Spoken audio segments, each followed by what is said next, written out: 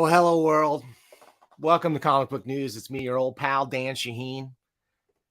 It's been a while. Been a little bit since my last show. I've been on vacation, been driving across this great nation of ours. Went all the way, well, not all the way across. I've made it as far as Boise, Idaho, in the middle of a boiling heat wave, with my air conditioning breaking in the middle of the trip, with two screaming kids in the back seat. And I still had fun. It was still amazing. One thing I didn't get to do, though, a lot of anyway, was talk about comics. So, man, back in the seat. I know it's Friday at noon. This is usually time for serious Star Trek with Larry and John Price. But Larry's doing that travel thing, too. He's out in Maine, and John is taking the week off as well. So I thought I wanted to do an impromptu show. And there's a guy that I've been engaging with online a little bit. He's been a guest here on this show before. His name's Ken Quattro. He's a really respected author and comics historian. You know, he was a comics historian before that was cool, before that was the super trendy thing that gets all the chicks like it does now. You know what I mean? He was old school. And so he's got a lot of feelings about journalism in comics, we're going to talk about comic book cinema a little bit. We're going to talk about some of the recent issues in the news, like Rob Liefeld and his comments about the current generation. Most of all, we'll talk about comics journalism, the state of it, online and off, Wikipedia, plagiarism, you name it, all that good stuff that you come to this channel to talk about. So thanks for watching. Before we bring in Ken, I just want to remind you, if you want to see your comics on this show, you can see them on the $1 Million Comics Cam. Just send them to the $1 Million mailbox, P.O. Box 1163, Arcata, California, 95518. I'm going to take them. I'm going to spread them out on that $1 Million Comics Cam. I'm going to look at them. I'm going to pick through it. I'm going to look at your lettering. I'm going to check the serifs on your eyes. I'm going to check your kerning. I'm going to assiduously assail every detail of your comic, but I will do it in a loving way by a guy who genuinely loves indie comics, and we'll give it the love that it deserves. So send it into the $1 Million mailbox. And now let's go take it. Let's go talk to Ken Quattro. All right. I'm going to bring him in right now without any further ado. Ken Quattro. Hey, welcome back to Comic Book News. Howdy, Dan. How you doing? I am doing great. Really glad to see you. It's been, like I said, I don't know, maybe around a year since you came in to promote your sounds about right. Yeah. You got an Eisner nomination out of that thing, didn't you? Got an Eisner award right there. You got the award. That's right. We don't just have the nominees here. We have the winners. That's right. Win for? Wait a minute. Oh, yeah. You won for this guy here, Invisible Men. Right? Yep. That's it. The Trailblazing Black Artists of Comic Books. It's a lovely book by our pals over at Yo Books. Globetrotting Craig Yo. Yeah, Craig's over in Canary Islands now. He's all over the way. He's in Germany, Canary Islands. What's next? Istanbul. I think he's an international man of mystery now. I'm not sure, but I think that's a good description. So Ken, we've got a few things to talk about today. Let's get right into it, okay? Sure. You've been making some waves in the Facebook realm about Wikipedia. You put up what some would describe as maybe a rant, an anti-Wikipedia rant, which I responded to, and a lot of people responded to. You got a lot of action on this. Many people maybe it was appropriate This was like, and I don't want to insult you, Ken, but you have a little resemblance to Abraham Simpson, like a tiny bit. I think he has more hair than I do, but so tell me, give us in a nutshell Ken Quattro's feelings on Wikipedia. Well, Wikipedia, I think is a well-intentioned idea, especially when it started out. I can see the thinking behind it. To be a one-stop source, for all sorts of information. An online encyclopedia that people could go to.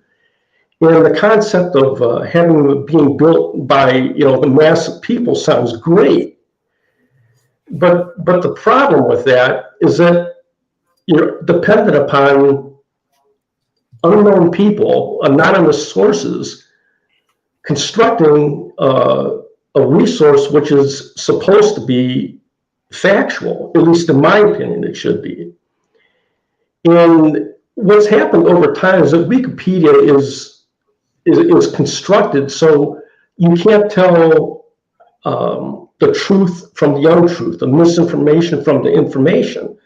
It's all there, and too many people cite it, just off the top of their heads, or in papers or news articles. I mean, I can't tell you how many times I'll read a news article and I know exactly where they got a certain bit of information from, because it all comes from Wikipedia. It's almost humorous. As a matter of fact, I have a good friend who's a college professor, and one of the reasons why he retired is he got tired of receiving research papers from his students who all quoted exactly the same stuff from Wikipedia. And that's bad. I mean, it's bad on numerous levels as far as I'm concerned. It's bad because it's discouraged people from doing their own research. It's incurious in the sense of they don't go any further than what they read on Wikipedia, and actually read the footnotes that are provided at the bottom, or even look into those footnotes. I mean, not all sources that are being used on Wikipedia are equal. You can have something written by a conspiracy theorist, and it's quoted just the same way that a person who has spent 50 years researching something, and that really bothers me. And a few months back, I was looking at something else about Matt Baker, and I've written about Matt Baker. I've researched the life of this man for many, many years, and he's one of the Black artists I cover in my book, as a matter of fact. Well, just out of curiosity, I saw the thing about Matt Baker's entry on Wikipedia, and sure enough, in just reading the first paragraph, there was numerous mistakes of fact made there, about Baker. I'm looking at it right now, Ken. Let's look at it and let's talk, because this is what I wanted. Part of my problem was I didn't know exactly the mistakes that you're referring to, because I'm not learning as you. So let's talk about this. I think I can spot one. So let me read this first paragraph, and we'll talk about it a little bit. Okay. Clarence Matthew Baker, December 10th, 1921 to August 11th, 1959. Was an American comic book artist and illustrator, best known for drawing early comic heroines such as the costume crime fighter Phantom Lady and romance comics. Active in the 1940s and 1950s golden age of comic books, he is the first known African-American artist to find success in the comic book industry. He also penciled St. John's publication digest-sized picture novel It Rhymes with Lust, the first graphic novel, despite that term not having been coined at the time. Right. Inducted into the Will Eisner Comic Book Hall of Fame in 2009. His influence can be seen in artists such as Dave Stevens and Adam Hughes. Okay. Now, to me, I see a few things that seem right, but I think the one that sticks out at me is was he really the first known African American artist to find success? No, and he wasn't. By a decade, he wasn't. There was, I've identified at least probably a half a dozen who worked in the industry prior to him, and there's probably more. it's not just, my own research that's uncovered that. It was known even before I wrote my book. I mean, anybody has even a cursory knowledge of, golden age artists of that time knows that there was guys like, for instance, like Elmer C. Stoner, who began working in comic books in the 1930s. Adolph Barreau worked on the first DC comic book in 1935. That's almost 10 years before, Baker was in comics. And that's just two of them right off the top of my head. So it wasn't a... would you say that is this Yeah.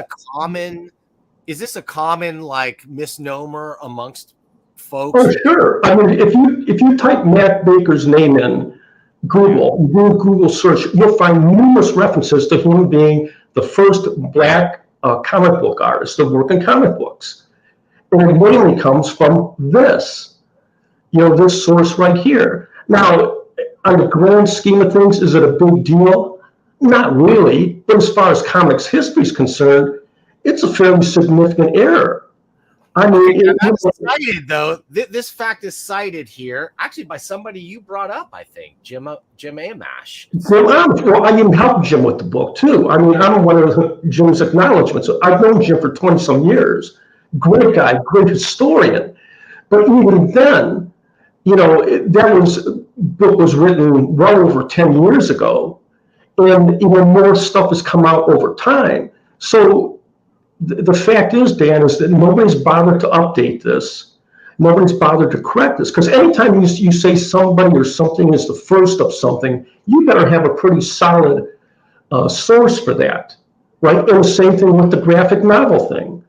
I mean, It Rhymes with Lust was not the first graphic novel. It's been acknowledged many times that there were other attempts at a graphic novel done. And we could go back to the 1920s and find wordless novels or stuff. Different artists over the years who did similar type of attempts. It was a conscious effort. They actually didn't call it a graphic novel. They called it a picture novel, as a matter of fact. St. John Publications. But again, it wasn't the first by any stretch of the imagination. And it's not just my research that reveals that. They can find that in numerous other sources. Yet, because of that, if you type in It Rhymes with Lust, you're going to find references to being the first graphic novel.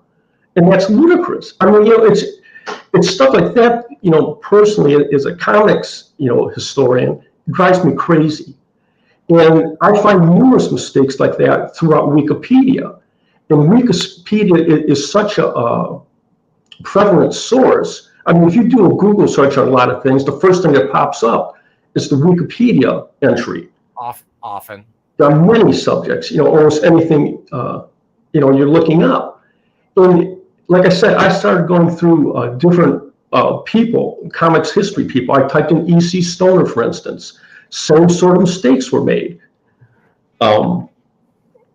With Elmer Stoner, they refer to him as creating, the Mr. Peanut for Planters Peanuts. There's no source for that. And believe me, I researched everything about the man for 20 years, okay? It came from the way he even entered into the conversation was his wife, years after he died, she filled out a form that was sent to her by Jerry Bales in Haynes Ware back in the 70s or 80s, asking questions about him. And she made reference that he created Mr. Peanut. But there's not even a record that he even worked for the company. And as you dig deeper into it, Mr. Peanut was actually created by an advertising agency for Planters Peanuts. Elmer Stoner was in high school at the time he was created. He would have been about 15 years old if he created Mr. Peanut, okay? So even though he lived in the city where Planters Peanuts is from, and he may have worked for the company at some point, he did not create the character. But that's a fairly significant claim to make. And again, if you type in his name on Google, you'll see numerous references to, Elmer Stoner created Mr. Peanut. No, he didn't. It also says in his Wikipedia entry that he worked on the first issue of DC Comics Detective Comics. No, he didn't. And I can prove it. I have newspaper articles where he did interviews back in the 1940s, and he talks about the first comic books he worked on. He worked for the Harry Chesler studio, and he had nothing to do. Matter of fact, he never worked for DC Comics, never worked on Detective Comics. Yet if you look at the first paragraph of his entry there, it says that he did. And it's stuff like that that drives me crazy personally, because it's bad information that's being put out there, and it's being cited by other people. And it's that sort of stuff, Dan, in my opinion, that has hurt comics history over the years. I mean, I can go on and on and on about misinformation. And yeah, a lot of it came from falling memories and stuff like that people had at one time. But comics history has developed to a point where we should be beyond the fanish stage of writing things, where we're just basing everything upon people's histories or memories, or their opinions about things. Yes. Like, it's too often that we just accept something as a fact when it's really nothing more than an apocryphal story. And that's bad. I mean, you can't do that with any history. And yes. In comics history, I've got this whole shelf of histories now here behind me, and I can literally go through every single one and find numerous mistakes made, because a lot of these were written back during the era when there was fans writing these books. Okay, so that's perfect tee up here, so let's talk about it. So without the key fact that we're sort of glossing over here about Wikipedia, although you brought it up in the beginning, is that this is editable. So these mistakes that we find, we can correct, and we can cite them correctly, and right. We can change it, which is something that you could never do before. Like once something is put in Encyclopedia Britannica, that misfact, that whatever you want to call right. it, a piece of misinformation is going to live on forever and ever, decades, if not maybe even centuries in that book. Many people can look at it, cite it, think it is correct because of its authoritativeness, right? Right. And so I say, I'm just going to ask you, why haven't you corrected these egregious mistakes? I have. And see, that's part of the reason why I have such a dislike of Wikipedia. Numerous times over the years, I've contacted them about certain bits of information I know are incorrect. And when I've done it, or I've made corrections, some editor, some anonymous editor would go in there and revert it back to the previous version. No reason given. It just like, I don't know why. And, part of the problem is a lot of my research is I've done the research. I am the source. Yes. For a lot of this stuff. So ironically, I can't even use myself as a source. It's weird in a way. It is ironic, right? Yes. Right. So what they're doing, Dan, is they're basically ignoring experts in certain subjects because they are the source of something. And to me, that's bizarre. I mean, encyclopedias in the past, say like Encyclopedia Britannica, were written many times. If you would read the entries, many times they would be written by the person who was an expert in that field. Yes. And they would write the entry for the encyclopedias. Wikipedia flips that on the head and says, no. You can't be the source. You have to cite someone else. Yes. And to me, that's weird. I mean, you could just get any guy who wants to go in and start writing stuff for Wikipedia. He goes, flips through a couple magazines, or he looks up a couple things and says, like, okay, this is it. This is an entry on this person or this subject. And but Cuatro, who has done deep research and written books on this subject, they're coming at it from the angle that I think they don't want self-promoters, so they don't want somebody coming in and putting in like their egregious health misinformation that they wrote. Exactly. And I get that. And maybe that's just something that came over the years because, you can read some Wikipedia articles and they read like a self-promotion thing. I mean, I've seen people covering Wikipedia and you go like, who is this person? They've done one thing or stuff like that, but obviously they got a friend of theirs, to write a Wikipedia article for them or something like that. So it's a good concept, but it's a very flawed concept. And the problem is that they don't want to change.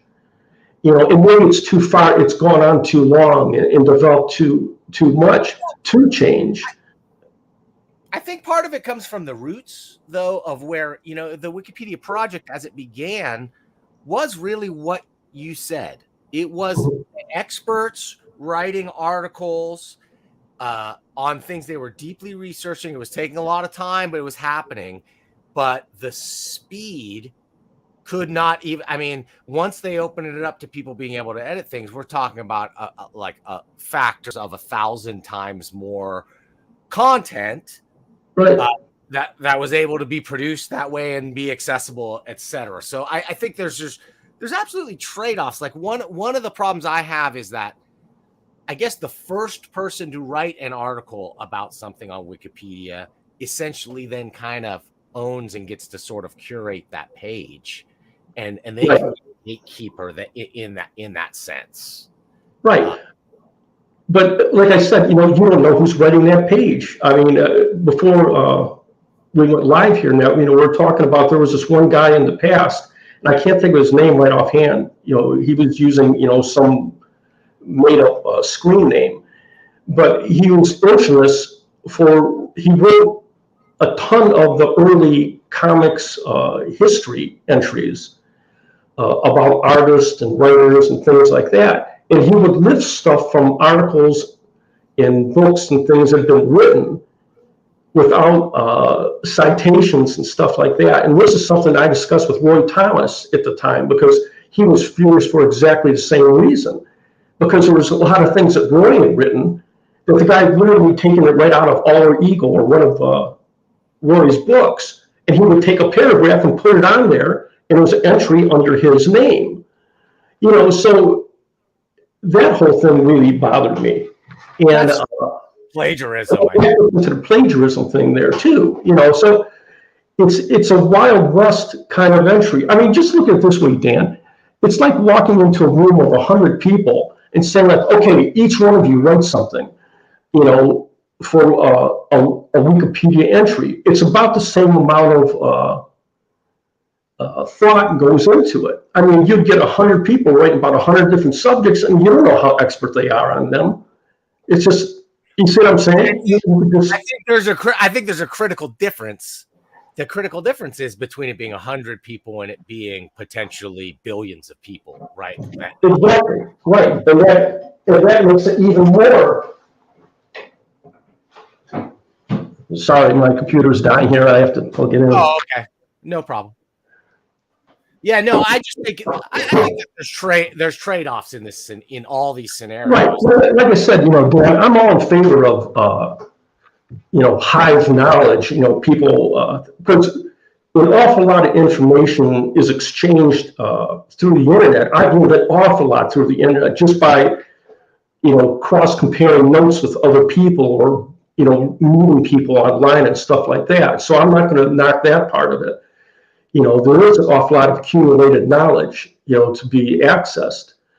But the problem is that Wikipedia is an animal that is out of control, in my opinion, and it's really hurt our accumulated knowledge as a society in that, because like I say, in a lot of ways, it's made people lazy, and that kind of gets into a little bit about what Rob Liefeld wrote there. That I know you want to talk about. By the way, is it Liefeld or Liefeld? I think it's Liefeld. It does. I want to move into that. Although I just wanted to one more time. I wanted to just show you one thing. Sure. Here on the Matt Baker page. Yeah. Towards the bottom. Wait a minute. Further reading. Ken Quattro. Oh, I know. But if somebody does go and read that, they're going to see it contradicts what was written in the article. True, but I put that there, Ken, only because I want to work with you to try and prove out this. We'll talk after this. I want to get some facts here. I want to cite your books, so we're in compliance. I'm not citing myself. I'm not doing my own research. I want to cite your books, and I want to correct some of these mistakes, and I want to do it as an experiment, and let's see if it sticks, if it goes away, what happens. Maybe I can bring you over to the Wikipedia site, or maybe you just cement what you're saying with me. Are you willing to help me out? That's fine, Dan. But the way I look at it is, in one sense, I've done my part. I feel like by having written what I have, like I freely dispense the information I have. I mean, I put tons, literally hundreds of essays and articles online. And if anybody wants to do a little bit of research, they can find it by Googling my name or whatever. So a lot of information, I've already put out there. And even though, I'm willing to help anybody, whether it's, to put stuff on Wikipedia or any other source. But, it may be correcting a few things, but again, you're talking about something that has millions of entries, and how many of those are flawed. You see, it's a much bigger problem than comics history or Cuatro or anything else. This is something that, it impacts just knowledge in general. Yes. And like I said, I've come across it many times. Yeah, I use Wikipedia, but almost every time I go into it, I have to do it with a grain of salt. I have to go with the knowledge of, okay, there may be some truth in here, but there may not be. And I always go beyond it. I never stop with it. Never. I've never done that. And I think it's an issue, just because a lot of people do that. We're just become lazy in that sense.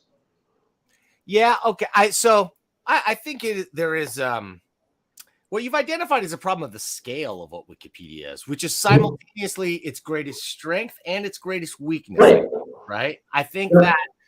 But if I'm going to go, I want a world with Wikipedia or without Wikipedia. I'm still going to fall on the side of I want Wikipedia. That's fine. Like I say, I'm not going to stop you, or I wouldn't even want to try to stop Wikipedia. The thing is that the world has existed for thousands of years without it, okay? And we still managed to have sources of information. The only thing is that the sources were disparate. You'd have to go and find something in, go find an encyclopedia, go find an obscure book, go find an article. The great thing about the internet is most of the stuff is accessible now online. I mean, I do it all the time. I mean, I find obscure articles from magazines and books, constantly.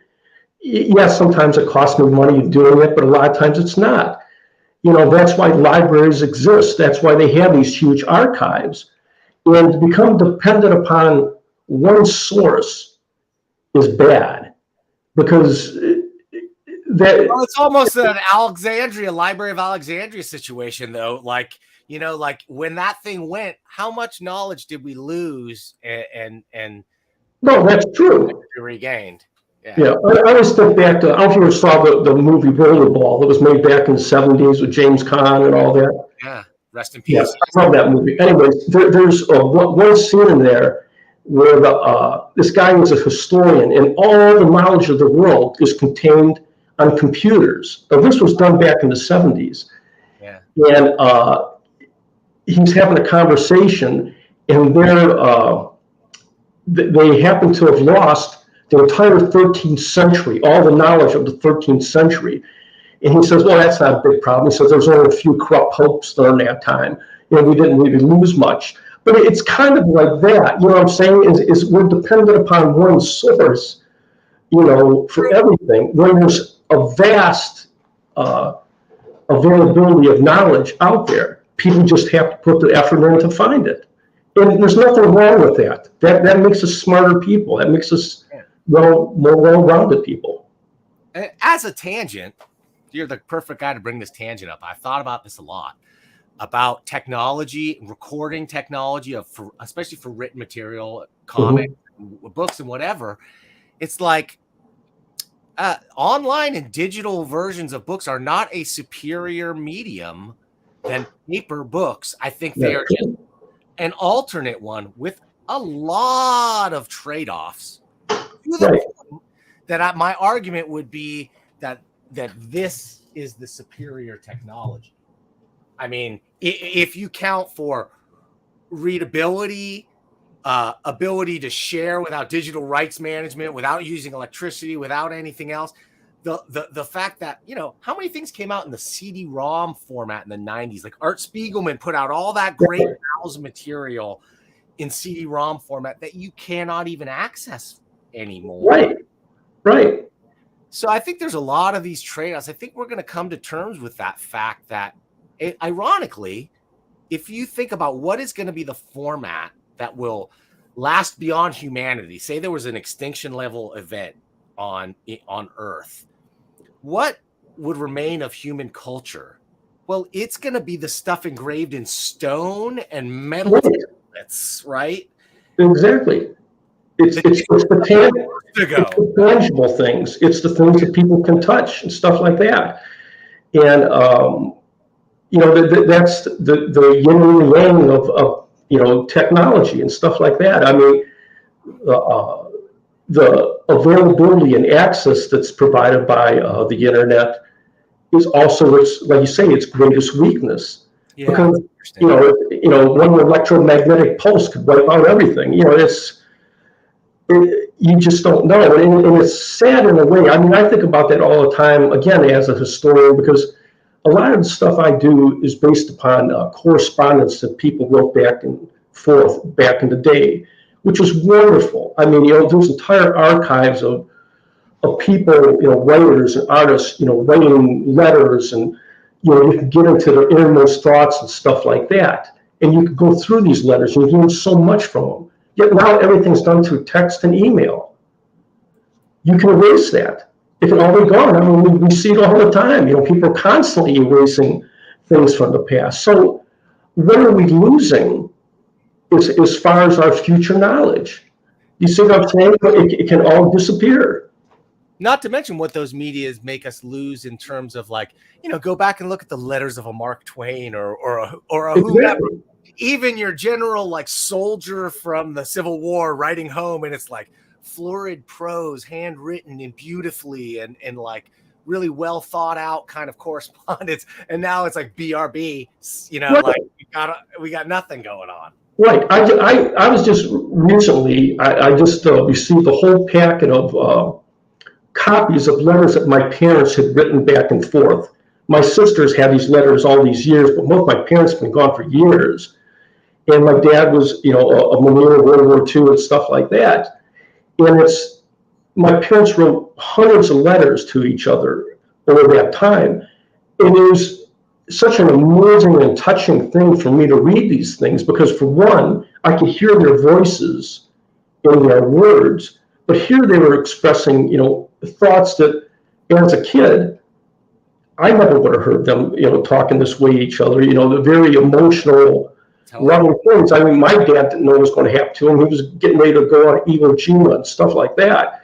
And, you know, the concerns of my mom, who was only a young woman at the time. And it was just a very eye-opening and emotional kind of experience.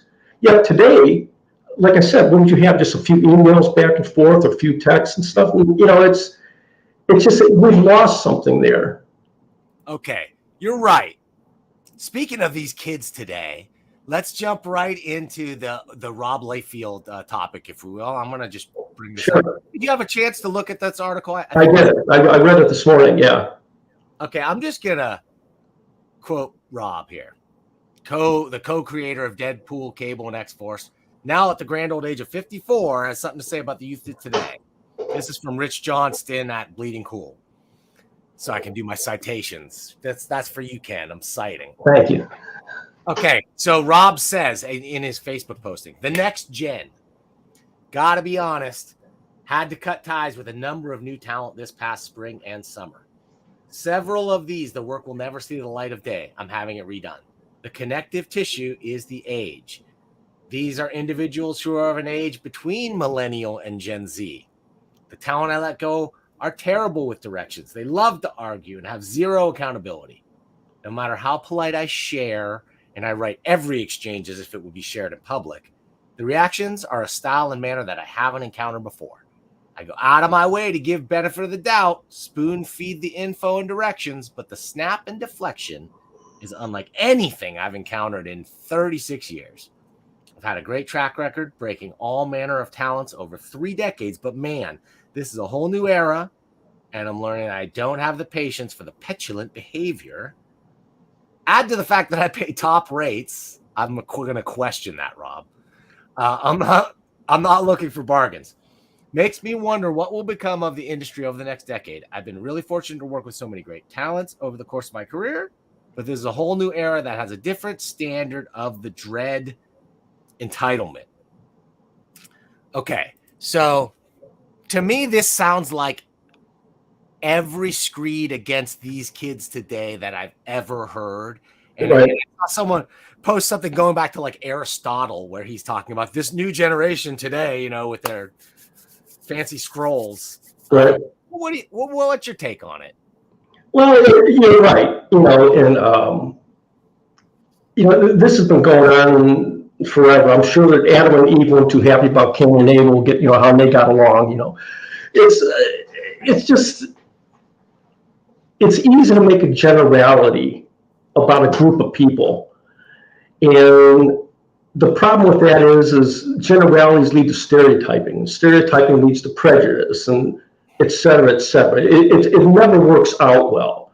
Anytime you place an attribute or whatever on a group of people, I don't like doing that. That said, there are generational differences. My generation, the baby boomer generation, was hugely different from the greatest generation. And believe me, I can tell you that from personal experience. But aren't these the same things that the greatest generation said about? In many ways. I mean, we said, we were lazy, we were entitled, we were very rebellious and stuff like that. I mean, I came of age in the late 60s, okay, early 70s. And, that was during the Vietnam War and all the racial strife that was going on and everything. There was assassinations and a lot of, heavy issues, particularly here, domestically.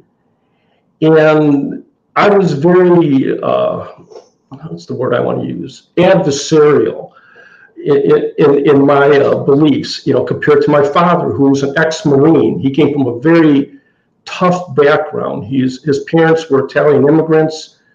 My grandfather was a coal miner who died in his early 40s due to having worked in the coal mines. My dad grew up an orphan. His mom died when he was 16. And, basically did everything on his own. Hard. Oh, incredibly hard. He had 3 jobs most of my life, stuff like that. In my lifetime, we lost a home, he lost a business. And, each time, he'd have to scramble to, work out of it. So a lot of these same perceptions were perceptions that he had of me or my generation. And I always got along really well with my dad, but we had our arguments. We had our disagreements. But the one thing I do notice differently between my generation and, say, the younger generations now is a level of respect. No matter what, my generation had a certain level of respect for previous generations. And may not have always agreed, but eventually it's like we came around to like a, I don't know, like a mutual acceptance of each other. And eventually it became much closer as I got older and stuff like that, had kids and family and stuff like that myself. But yes, just in general, there was more of a respect. What I noticed more is there is much more lack of respect, but that's not necessarily just generational. I attribute a lot of that to social media and the whole breakdown of civility between people allowed by social media. To me, matter of fact, I'm having an issue right now with Facebook, kind of over that, where there's there's a lot of misunderstanding and a lot of meanness and stuff like that, and that's not me. I really dislike that. I like civility in conversation. I'll debate you all day long about something if we disagree, but at the end of the day, we could sit down and have a beer together or go out for pizza or whatever. It doesn't bother me. It never has.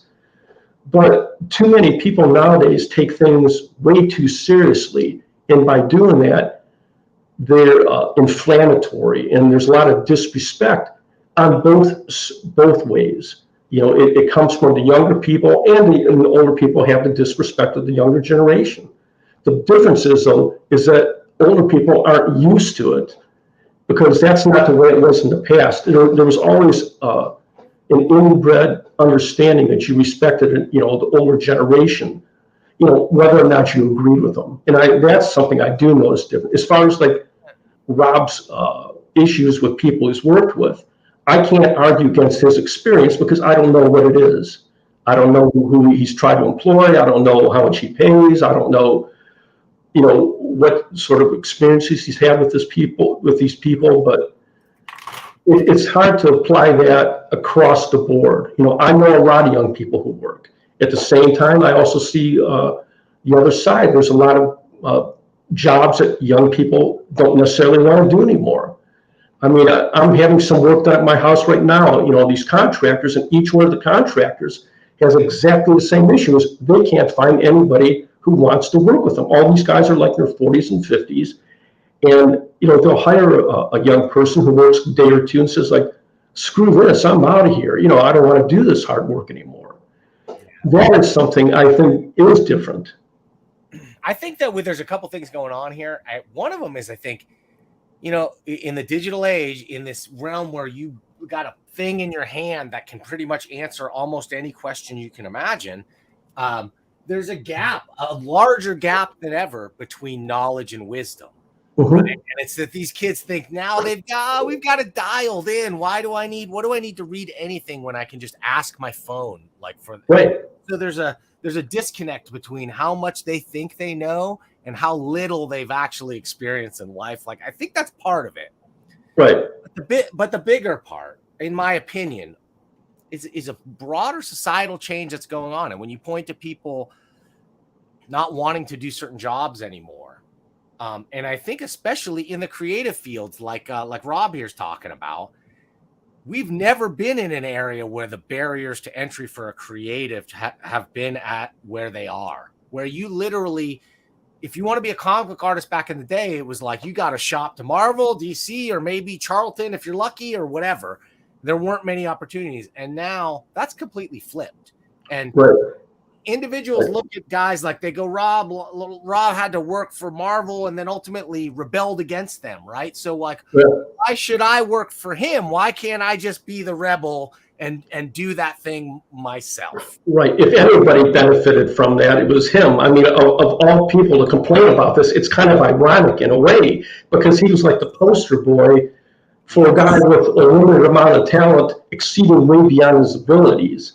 And, I'm not knocking him personally in that. I have nothing against Rob. I have nothing against even his artwork, because you are what you are. A lot of people have their skill levels.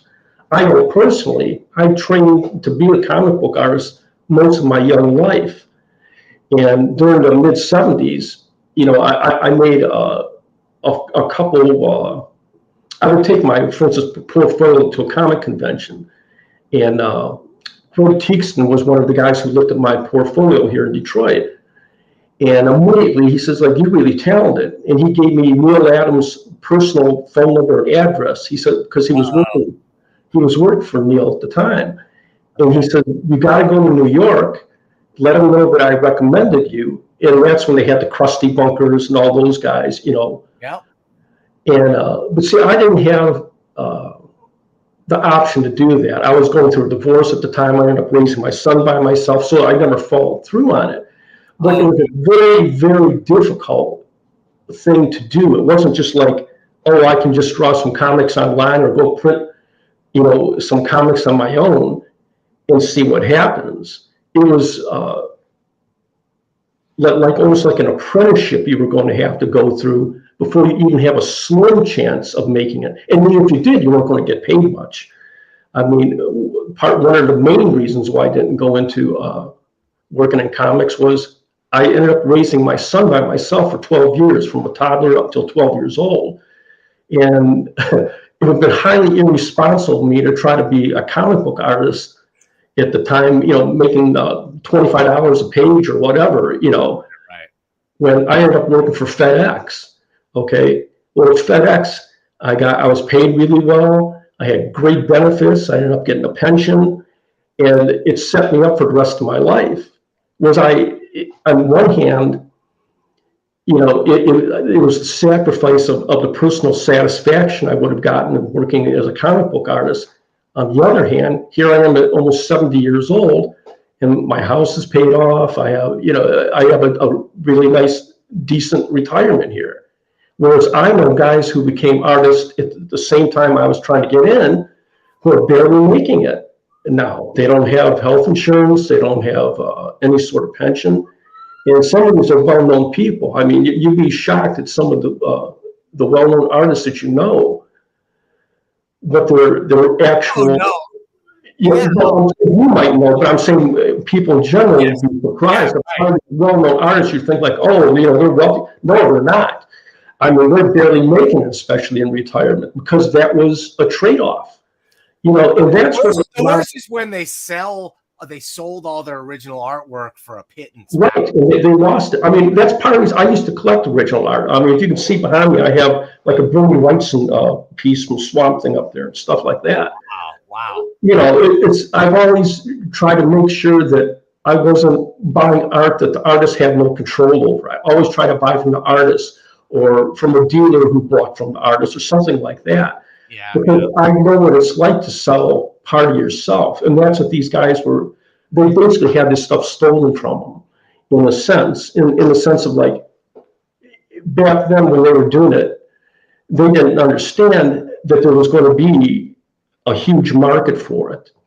They used to tear up the artwork they had, or they'd use it for a cutting board like a Steve Ditko and stuff like that. And when if they'd only known, they could have retained their artwork and sold it and had a very comfortable retirement. That's what a lot of the younger people don't understand. And those trade-offs are no longer being made by people. If you've never had it tough, you don't really appreciate what you have. And that's part of being an American too. I mean, we have a very privileged life here in the United States, and I'm well aware of that. I just know from my own personal experience, because I do come from an immigrant family, people very, very close to me, and I saw how, they were raised and what they came from. It was a very, very tough life. And we have that disconnect here, whereas the younger generations, in most cases, don't have that previous experience to look back on. Yes. I'm a first generation born in this country. My dad was an immigrant. My mom was first generation. Right. So a little bit closer to the bone on that one. You know what I mean? Right. So you have a better understanding of what I'm talking about. Those people really appreciate every opportunity they got here in this country. Yes. As my dad did, as my grandfather did, and stuff like that. They just, they were willing to do anything, to provide for their families and stuff like that. And, if you're a 20-something now who's only gone to college, you have limited experience, you were a barista at Starbucks for a while or something like that. And, all of a sudden you decide you want to be a comic book artist, and you're sitting there telling Rob Liefeld, no, I don't want to do this, I want to do it that way. It's kind of presumptuous, and I don't have a whole lot of sympathy for you, And like I said, I don't know exactly his experience, and I'm definitely not going to apply that to every young person, but I can sort of see what he's talking about. Well, from what I understand too, these are almost exclusively like overseas artists Mhm. and like not Americans. So I know when he says top rates, he's Right. talking about like top rates in your country where you're Right. coming from. Well, yeah, you see, I don't know, and it's hard to really know, what he is talking about. But again, I hate generalities. I hate saying a group of people is either this or that because it doesn't lead to good things. Yeah, I think that this generation, I mean, we're seeing it happen in media because media was such a gate-kept realm just out of economic necessities, just because the cost of a printing press, the cost of a broadcasting Mhm. setup, and whatever. And now that those things are so low, we're seeing a rise of I'm going to call it a meritocracy, like an attention meritocracy, though. It's based Mhm. on getting attention and keeping that attention and Oh, right. monetizing that attention, which it's always been, but now that's sort of been spread out and democratized in a way that's now allowed. Like, so it's a double-edged sword, right? Because in the old days, it was all gate kept. So the editors and the producers and the news guys and whatever, you could say, yeah, they were top journalists. They went to journalist school or whatever. But what that really meant was that they were so firmly inculcated in and entrenched into the system that nobody with truly revolutionary or counterculture ideas could make it to that position. Right. To be the editor, like they couldn't even make it to be the reporter because the whole structure, the whole hierarchy is meant to sort of suppress that sort of thing. Right. I think now that we're in this realm where anything goes, like anybody, like look at this, what's going on right here, okay? So Right. like anybody can do this thing, and it's created this rise of also perverse incentives because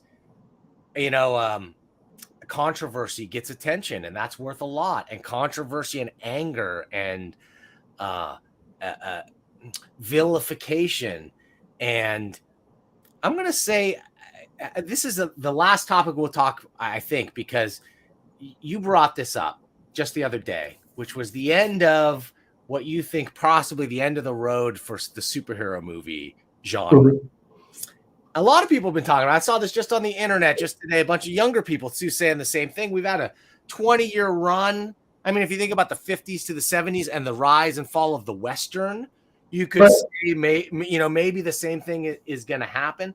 But what I'm going to posit to you is this: do you think that the superhero genre is a fundamentally fascist genre? that's interesting. It's There's a interesting. big argument for that. There's a really big argument. Rick Veitch has been on the show, and we talked about it. Yeah, I can see. Okay, I have a problem with the word fascist. Okay, but because it's very specific historically, and that's what bothers me about it. Um, We could say neo-fascist too, if that helps. well, again, I hate defining something so specifically like that. I do think that the superhero genre appeals to a specific part of people's personalities that is lacking in humanity. That's brutal. That's the more animalistic side of people. And see, in a way, this is kind of you're kind of echoing one of the criticisms that was made of comic books going all the way back to the early 1940s. I mean, Sterling North, famously, he was a children's book author. He wrote a famous article in 1940, and he talked about the fascism basically of Superman. Yes. Okay, and that was over the years. That was one of the complaints, and Dr. Frederick Wernham. That was one of his big complaints was about superheroes and Superman basically being this fascist ideology simplified, down for children. Yes. But if you look at it overall, that sort of characterizations have always been part of our culture. I mean, you could go back, not just with pulp heroes, but even the heroes of the 1800s and stuff like that. Most times it was militaristic guys. It was generals and even stuff further like back, that. the gods and demigods. Hercules is what is Hercules? Exactly. It's part of the human psyche, I think, to like that, because what it does, Dan, it allows people vicariously to fight back against whatever they consider a great evil, whether it's crime, whether it's an enemy that you're fighting in a war or whatever. You can vicariously do that through these heroes, and superheroes just sort of amp it up a little bit. Yeah. During like World War II and stuff, like obviously it was the Nazis and everybody that they were fighting, but just as easily, they transitioned into fighting criminals. It was all very similar. It was the same trade-off, and that goes way back again. It's part of the human psyche to have that. I mean, I don't know if you ever read of Joseph Campbell's Hero of a Thousand Faces and stuff like that. It's a lot of these similar myths, these same stereotypes, these archetypes that people have used over the years are all very similar, and they transcend cultures. So there's something more to it at a deeper level than I think humans, that we realized. But the superhero films that we currently have nowadays tap into that. I mean, I find it highly ironic in one sense that a lot of the people who are the greatest fans of this genre are also, on the other hand, the most liberal thinking in other areas.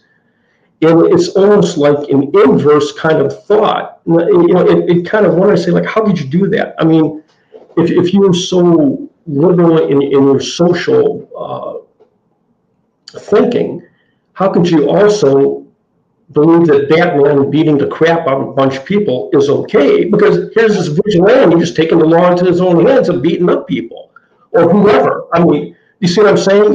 It's kind of a weird kind of thing. That was one of the complaints I had against the movie The Batman that came out a few months back.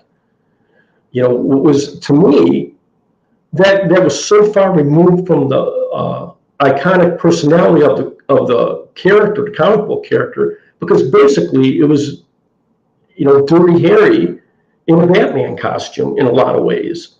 It was a very brutal depiction of Batman. I had a lot of problems with that movie. Yeah.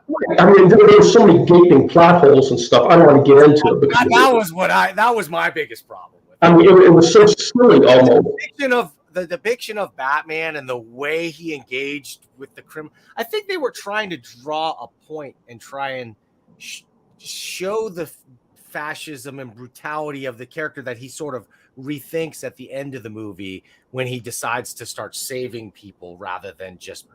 Yeah, but that's it doesn't speak well of the hero that you're supposedly cheering for, and it's hard to cheer for a bully. You know what I'm saying? I don't know. I do, Ken. I know it's terrible. He's a bad man. The other thing, though, I thought Alan Moore, another guy. Mm-hmm. I actually brought this up with you in an email one time, right? He put out there, he went even further to draw an explicit connection between masked vigilantism and the Ku Klux Klan and the rise of Birth of a Nation, specifically being a cultural phenomenon that you're, as a historian, you're probably more aware of it than most people. Well, I can understand what he's saying to a point. Birth of a Nation wasn't like how influential it really potentially was in our society at that time. Yeah, but I think he's seeing something that isn't necessarily that big an influence. Like, I find it hard to believe that, Bill Finger and Bob Kane sat down and said, like, yeah, I'm a big fan of Ku Klux Klan. I'm going to put a mask on this guy. You know what I'm saying? So you got to understand the psyche of the actual people. This all gets back to my whole thing of the people who were creating these comics.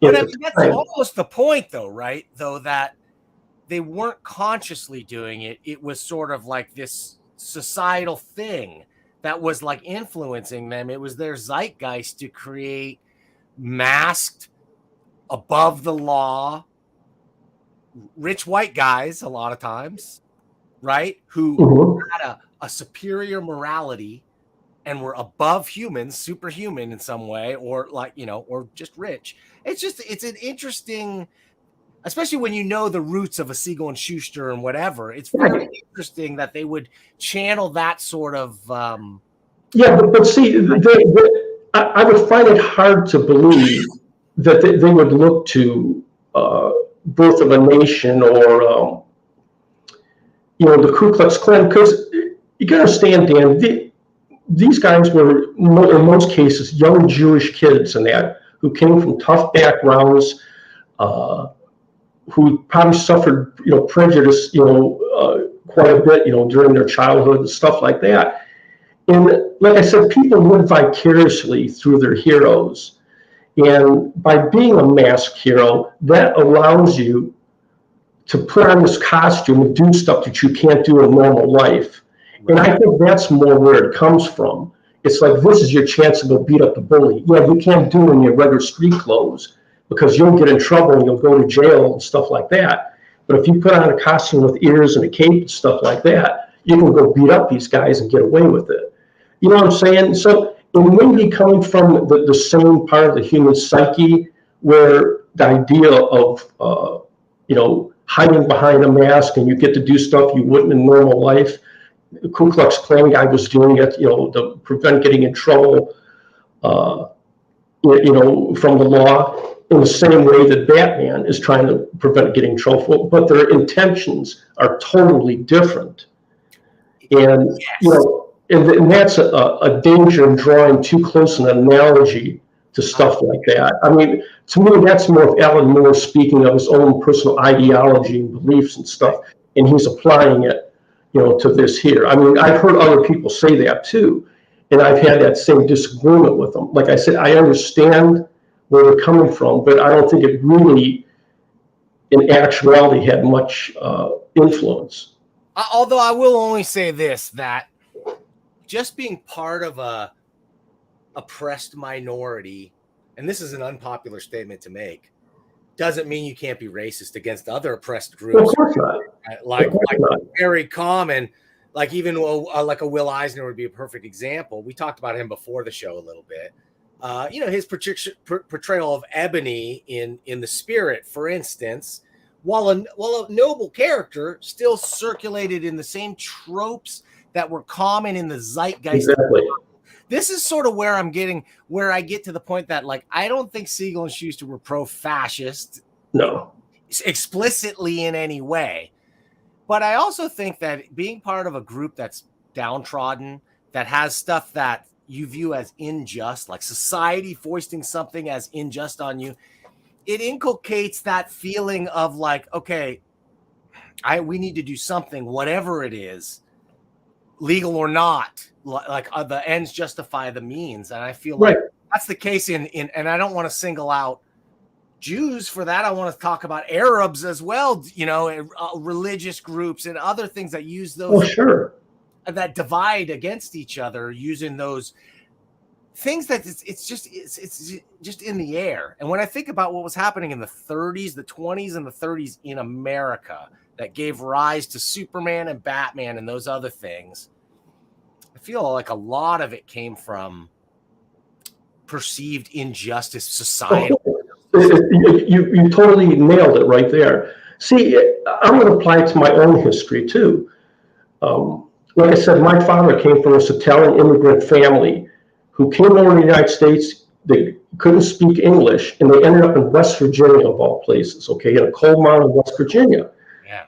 Well, there was a lot of prejudice against them. They were not only foreigners, they were Catholic and stuff like that. And my father had memories of the Ku Klux Klan burning crosses in the across the valley from where they lived, because there was like this little community of immigrant families there.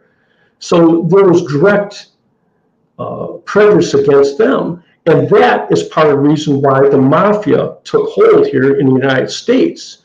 Literally, it was formed as a protective group. Yeah.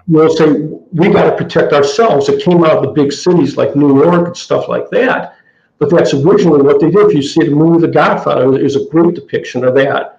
Like when you see he took his daughter in the first scene of Godfather 1, right? That's what it's all about. But even like, when they go back to when Don Corleone was a young man and all that stuff with, when he was in New York City and stuff like that, it was very much a community. Yeah, true. Right. Landlord and all that. Right. They would take care of you and stuff like that. And even though it was an extra legal authority that they were doing it, they in one sense they had a moral purpose in the sense of like they were taking care of their own. So it all comes from the same well. And that's the story of, by the way, of Hamas in Palestine. It's this right. Helping the community in their way and getting support and control that way, and they won in an election. Right. One man's patriot is another man's terrorist. I mean, it just depends on your point of view.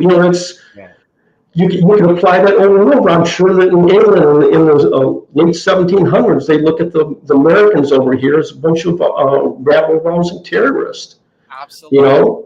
Yet there are founding fathers and great patriots. So again, perspective has a lot to do with it. Yeah, I totally agree, Ken. I could talk to you all day about this kind of stuff. I do have to get back to work. Sure. I really want to thank you for coming in here and just talking. Sure. You were an amazing guest the first time, just because of your passion, your knowledge, and your willingness to sort of discuss things.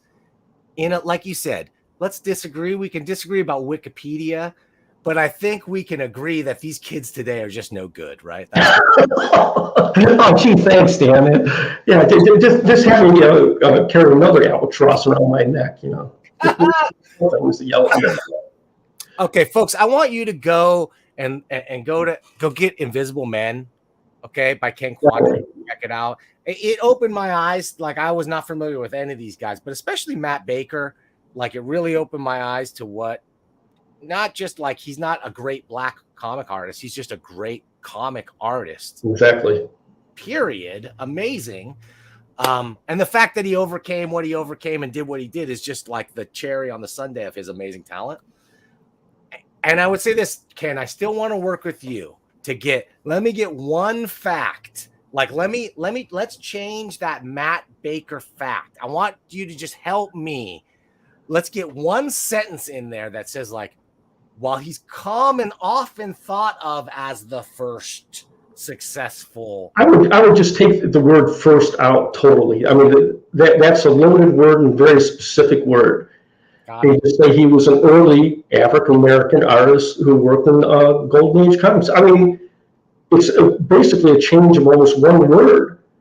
And it totally changes the direction of the sentence and the meaning of it. I'm going to try, Ken. Okay, and the same thing like with the graphic novel. It was an early attempt at a graphic novel. I'm trying to think. The earliest I can think of is like the woodcut. I remember there was a bunch of like woodcut novels. Lynn Ward. It was Lynn Ward. He did wordless novels. God's Man. Yeah. Right. God's Man is probably his most famous. But he was highly influential on a lot of comic book artists, particularly Will Eisner.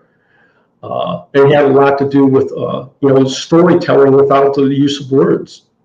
I would think maybe Kurtzman too. When I look at that stuff, I think about. Oh, a lot of artists. A lot of these comic artists, these early ones, were very educated as far as like artistically. They had a depth of knowledge that people don't understand.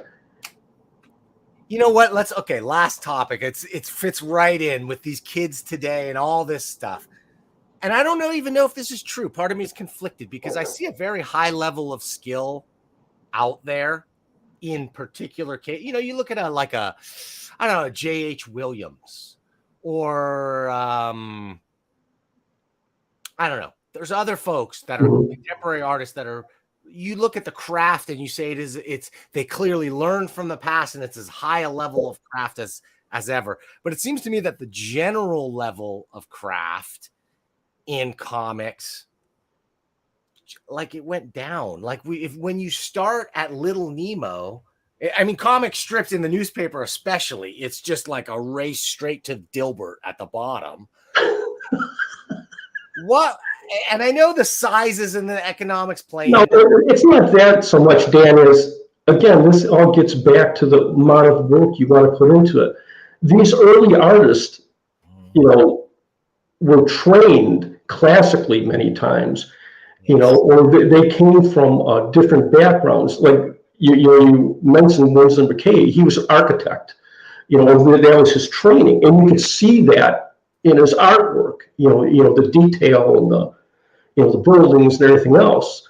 Guys like Eisner, he came from a background where he studied all these artists, and back when he was going to DeWitt Clinton High School, which is one of those magnet schools in New York City that purposely recruited the best artists in the city, and they all learned how to, they learned how to draw before they ever went into comic books. What I like about the early comic art, to me, what means a lot, is these guys were inventing the medium as they were going along. Eisner was inventing it.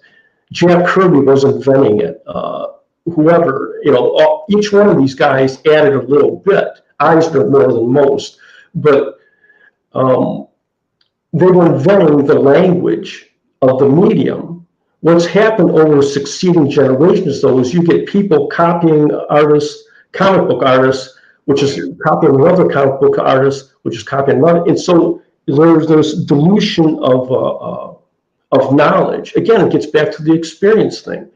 I mean, it's easy to sit there and copy another comic book artist, but go back and learn what he learned. Learn your anatomy. I mean, I've taken literally every life drawing class that was available, up through post-grad classes and stuff like that. And I continued even after I left college, because I was always trying to better my own knowledge of human anatomy and stuff like that.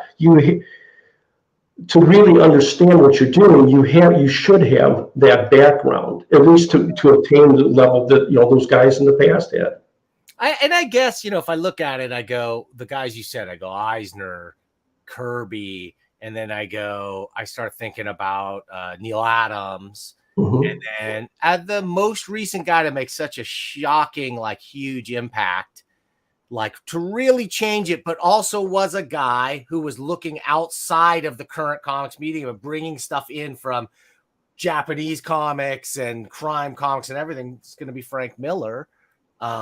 And I just go, like, I don't know if we've had anybody since Frank that had that kind of So I'm not gonna lie, I'm not that familiar with a lot of the more recent artists and stuff. And actually, I basically stopped buying newer comics in the mid '90s, and I started losing interest. And I don't blame you. That was a bad time for comics. Yeah, I mean, I liked the Valiant comics that were produced at that time. I thought they were unique. I thought it was a nice twist on comics and that. But other than that, I can't really speak to most of them, even though I know a lot of them are anime based and stuff like that, and I just don't have the connection to it.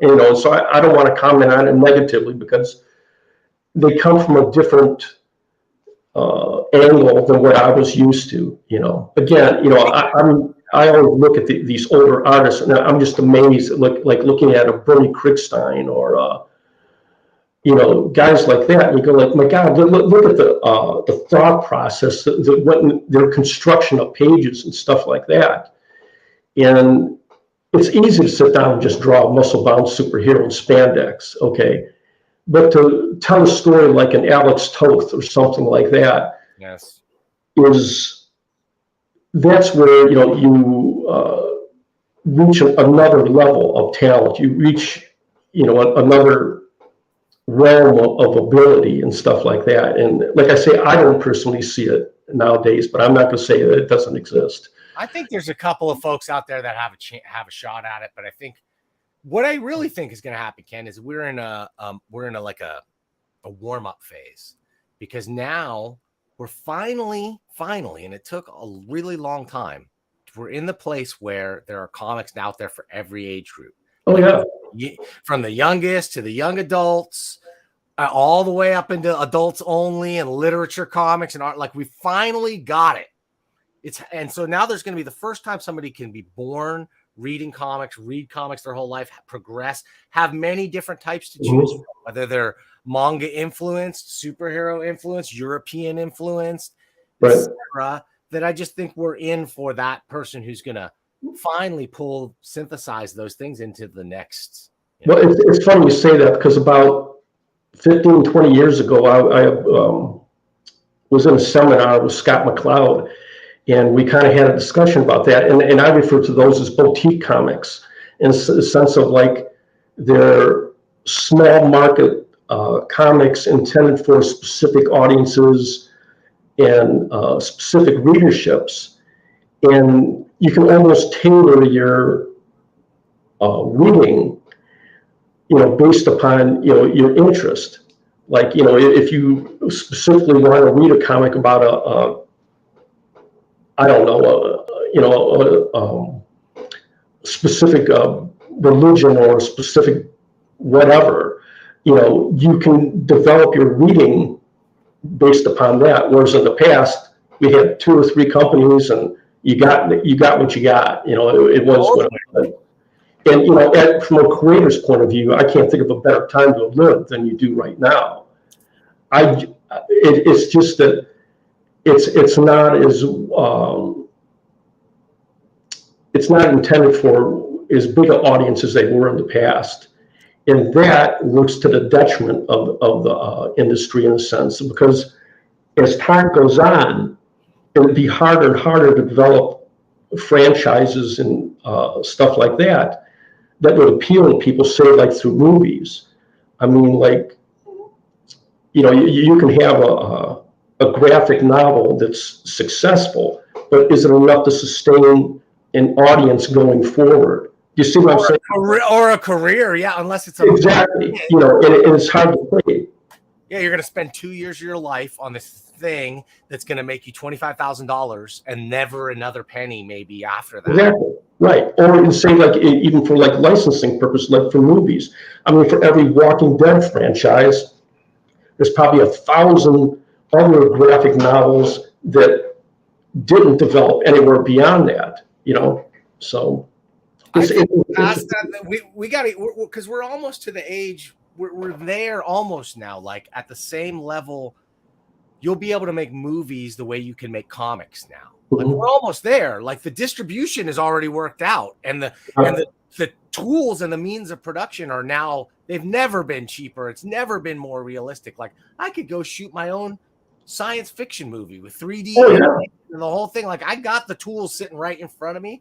So I feel like, again, that's sort of what this new generation, I'm hoping, is starting to see, is that, you can sell to Disney, and and if you're lucky, you'll make a big pile of cash and lose control over everything that you created. Or maybe they're just starting to see that, if I just work it and improve my craft and my art, I can do this thing for myself. Well, see, just real quick, I'll insert this because I know you got to get going. That's kind of what I was referring to when I was talking about the superhero fatigue that I see happening. Because people took it as I was knocking the superhero genre and saying it's not going to exist anymore and stuff. That's not what I was saying. I was saying that the big budget blockbuster superhero movie is going to go away or become far less important as time goes on. I see smaller superhero movies or smaller comic book based movies, but it will always be there, just like with Westerns or rom-coms or anything else. Right. But these big budget, $350 million movies, it doesn't even make sense economically for studios to keep investing this money, because one flop could destroy a studio. You see what I'm saying? Say they pump $300 million into a Marvel movie and it makes $50 million. A lot of people are going to lose their jobs. over something like that. So you can't keep up that sort of investment and expect a return all the time. And I see a gradual decline, and it's coming around the edges right now. Like I've talked about the decline in profits from the first week when a movie was released to the second. Now they're at the point of where the Thor and the Doctor Strange movie were like 67 and 68% drop off. That's a huge drop off in 1 week. Yeah, they made a huge amount of money, and they still will make a lot of money, but you can't do that over and over again. Eventually it's going to reach a critical point where they will start losing money, or there'll be a competitor, say like you put a Top Gun up against it. What would have happened?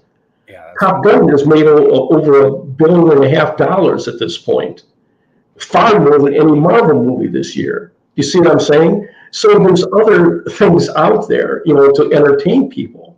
And especially with more streaming, all the pyrotechnics that look so great on the big screen are now shrunk down to, on your television set, and they're not as important.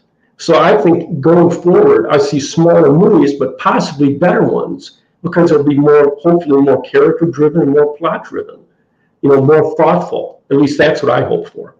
I think the move to TV series too is that's starting to happen. I think that's a conscious effort being made by Disney and stuff like that. Look at all the things that were announced at Comic-Con there. A lot of them were TV series, not all these huge blockbuster films like the first phase of Marvel, the Marvel movies, but a lot of these TV things. It's far cheaper and far more profitable. They don't have to worry about filling theaters full of people. They can just, have people streaming at home. Bam. It's economically, it makes sense. I think that's Kevin Feige's brilliance, though, was building this shared universe. Oh, it's brilliant. You're less likely to get like a Heaven's Gate, one picture that fails and destroys it. Like they had Eternals didn't do so good. They've been seeing but they've got this base of support built around it that honestly, what I think is going to kill it is when they run out of the core source material, and they're coming. And again, if you look at the movies that they have scheduled and the things they have scheduled, there's not many big name characters involved. I mean, as much as say like you can be a comic fan and say you liked Shang-Chi, for instance, okay? Can you build a big franchise around Shang-Chi? I don't know. I doubt it. Or who else have they got coming? I'm trying to think of some of the others that they got coming up here. Even Daredevil. I mean, Daredevil they've tried him numerous times now in the past, and yeah, it's done fairly well. But he's sort of like a low-rent Spider-Man to a lot of people, I think. And it's just not going to hit the same level that the Spider-Man films will. Well, here's the thing that we haven't seen yet.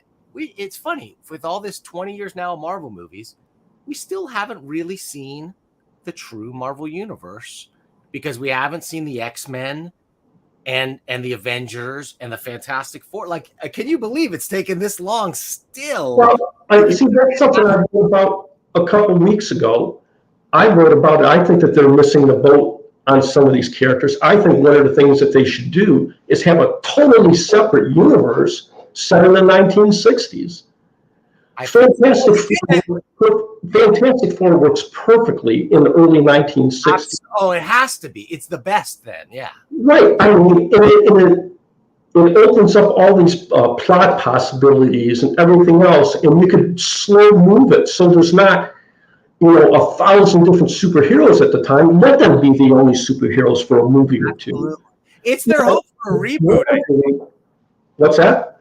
It's their hope for if they could reboot the whole Marvel universe back to FF #1, then they can lay the groundwork. They can squeeze a lot more juice out of the lemon if they're right. And like I say, you can slow walk it. You can introduce characters slowly, and you can stay more to the vision of Jack Kirby and Stan Lee, but you can introduce a lot of the Cold War stuff, which was a very heavy influence on early Marvel comics. And I talked about a little bit about it a couple of weeks ago. I tried showing people like, uh, they directly mentioned, we got to beat the communists into space. And that was very much on the minds of people at that time. Again, I lived during that time. I have vivid memories of Alan Shepard and John Glenn and stuff like that. I know what that world was like. And that was very much part of the mindset of Americans at that time. Why not do that? Why be afraid of tapping into that? We're ready for Russians as the villains again. Trust me. Exactly, and again, it fits right in with today. But it would allow a whole new perspective for these creators to tap into. I mean, just like what Mad Men did. With that, to me, it's one of the greatest TV series of all time. But it so summed up the zeitgeist of the time. That's why it worked. I'm thinking with the Fantastic Four. Here we are, nostalgic old man yearning for the good old 1950s, right? Ken, I gotta get out of here. But thank you. I want to bring you back here anytime. Anytime you got something or just want to talk, you're a fun guest to have on. So I would love to have you back soon. Well, anytime, Dan. Until they come drag me away. Okay. Thanks, buddy. I got to play the credits. Stick around if you got a second. I'll talk to you soon. Okay. Oh man, Ken Quattro. Great conversation. The audience grew and grew. Still got 9 people watching. I know that's not a lot of people for some channels. For this channel, it's great. I love it. I'm so thankful and blessed for the 2,500 subscribers or whatever I have. If I never get a single one more, it's going to have to be enough for me. I'll be happy. But but my analytics do tell me that plenty of you people watch these things without being subscribed. So if you are one of those people, do me a favor. Go hit that subscribe button. If you like this video, hit the thumbs up. If you didn't like it, you can hit the thumbs down. Do it. Just leave a little comment below. Let me know how I can make things better. I'm always working on the show to make things better, whether it's the audio, the video, my own dumb hot takes that I have to suppress. I bring in smart people to counterbalance the nonsense that I tend to spew here sometimes. So thank you for putting up with me. Thank you for watching. We'll be back next week. I think we're going to do $1 Million Mailbox with our old pal Larry Young. I've got a few more things in the mailbox, plus a couple of things that I've just picked up in my travels. So come check that out. Also, that'll be next Thursday, I think. And next Friday, we'll do Serious Star Trek again with Larry and John Price.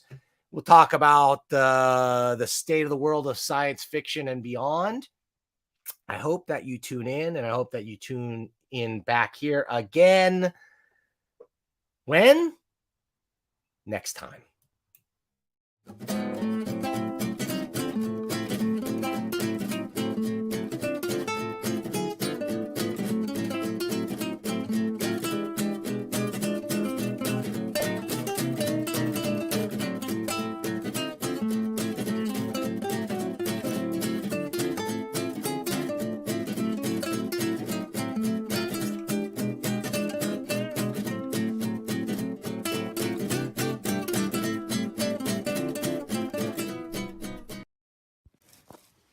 Hey, this is Rob Liefeld, Deadpool, Cable, Domino, X-Force, New Mutants, Image Comics, all of it.